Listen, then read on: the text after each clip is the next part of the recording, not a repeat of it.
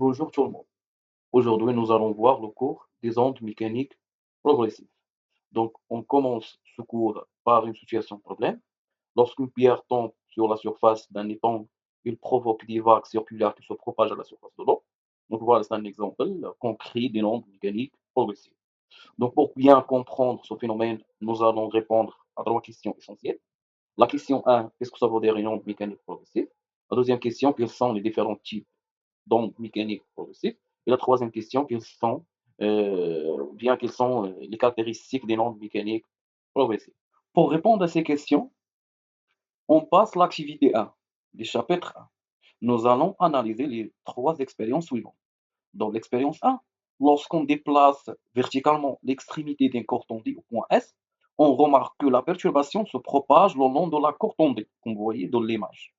Dans l'expérience 2, lorsqu'on comprime quelques spires de ressort élastique, puis on les lâche, on remarque que la perturbation se propage, comme vous voyez dans l'image 2.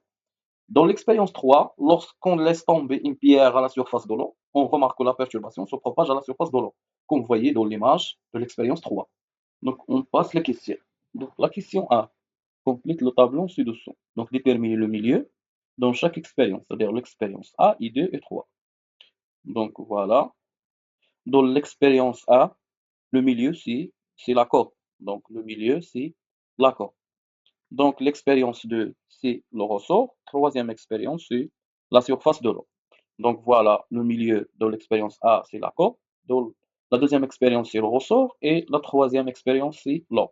Pour la nature du milieu, donc, c'est un milieu matériel parce que il est constitué de la matière. Donc, milieu matériel élastique dans les trois expériences.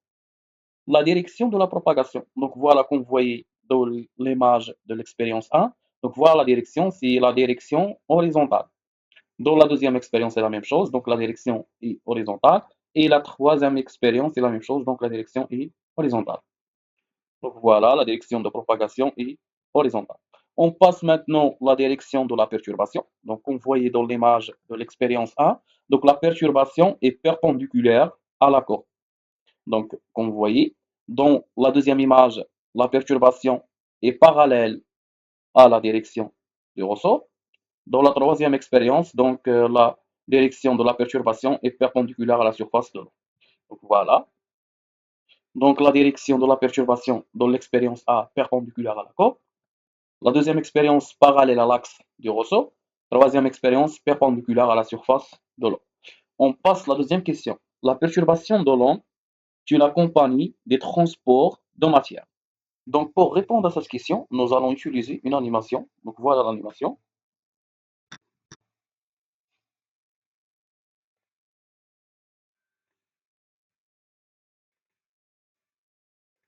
Donc, voilà, comme vous voyez.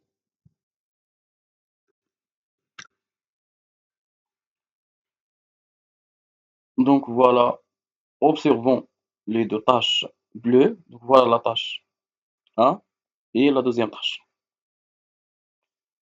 Donc, lorsque la perturbation se propage le long de la côte, donc on remarque que les deux tâches subissent un mouvement vertical et reprend sa position initiale. Donc, voilà,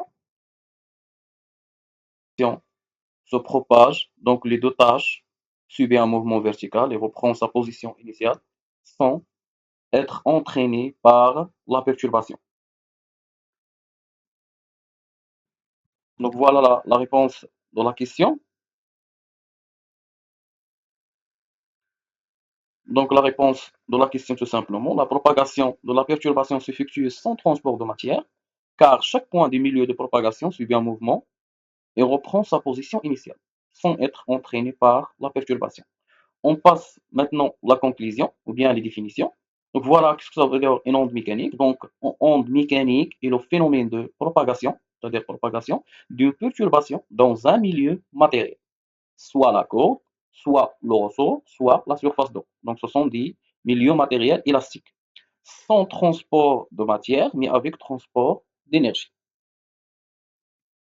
Onde mécanique progressive est le phénomène de propagation d'une perturbation de façon continue et entretenue dans un milieu matériel et élastique. Donc, on a deux ondes. Donc voilà, comme vous voyez, c'est par exemple la direction de la perturbation est perpendiculaire à la direction de propagation. Donc on parle d'une onde transversale. Donc une onde dans laquelle la direction de la perturbation du milieu est perpendiculaire à la direction de la propagation, par exemple comme la corde et la surface de l'eau. Deuxième type, c'est la direction de propagation est parallèle à la direction de la perturbation, donc c'est une onde longitudinale. Donc, onde longitudinale est une onde dans laquelle la direction de la perturbation du milieu est parallèle à la direction de la propagation, par exemple le ressort. Donc, on passe, la deuxième activité, c'est l'onde sonore. Donc, voilà l'expérience A. Donc, on place une source sonore, par exemple, éléphant portable, puis on vide la cloche de l'air par une pompe. Donc, voilà la cloche. Donc, on vide la cloche par une pompe. Donc voilà la question 1. Dire ce qui arrive au son émis par le téléphone lorsqu'on vide la cloche de l'air. Et conclure. Donc voilà, lorsqu'on vide la cloche de l'air, on observe la disparition du son, car le son ne se propage pas dans le vide, mais il nécessite un milieu matériel pour se propager. C'est-à-dire le son a besoin d'un milieu matériel pour se propager. Donc voilà, le son est une onde mécanique.